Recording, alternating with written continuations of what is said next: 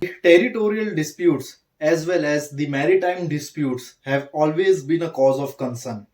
Today, I am over here to deliver lecturate on South China Sea. Now, South China Sea is also one of the disputes which is a cause of concern in the 21st century. Now, coming to the South China Sea's geographical location. The South China Sea is a part of the Pacific Ocean which lies between the countries like China, Taiwan, Philippines, Cambodia, Vietnam, Brunei, Singapore, and Malaysia. These all countries share the common borders with the region or maritime region of South China Sea. The South China Sea is, in the present context, has been a cause of concern for over a long time. Now, coming to the history of South China Sea, after the World War II, the South China Sea has always been a silent and steady region. But after the year 1947, the China has claimed its control over the South China Sea.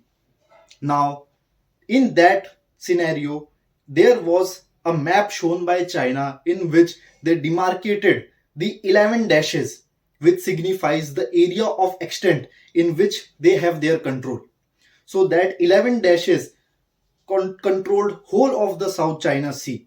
Now, in 1960s, they have removed the 2 dashes out of those 11 dashes so as to support their communist brothers in the north of Vietnam. But after the removal of that 11 dashes, now it was the 9 dashes. So now we have the 9 dash line, which is claimed by China. The 9 dash line almost occupies the 90% of the South China Sea. Now, coming to the importance of South China Sea, South China Sea is a very critical and important passage because the almost 1/3 of world's international trade goes or passes through that specific area with terms of shipments and other utility vessels. Now, coming to the South China Sea is also strategically important for all of the people living in the southeast region of Asia, also as well as the South Asia.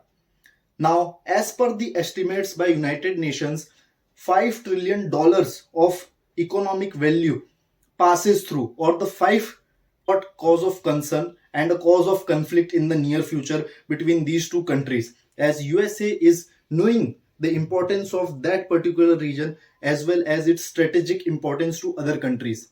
Now, coming to the India stand over the South China Sea. Over the past long years, India has maintained a neutral and a balanced stance with respect to the South China Sea. But in recent years, we have seen that India is raising its voice for the ASEAN nations as part of its Act East policy. And because of that thing, now India is understanding the importance of South China Sea as well as the Strait of Malacca. Because to control the assertiveness or assertive claim of China over that region, it is a very crucial step which India will take to prevent the Chinese from taking control of that region. And because of that, now India is raising its voice in the international forums.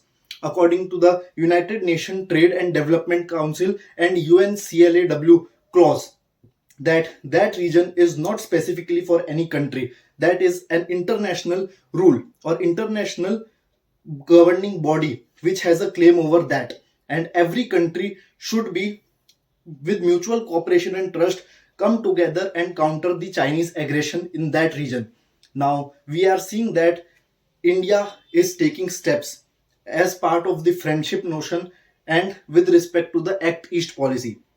Now, coming to in my opinion, India is doing a correct step in the recent scenario, and we should also exert more and more pressure over the China so as to control them and confine them so that the trade route will be independent of any pressure or the Chinese pressure.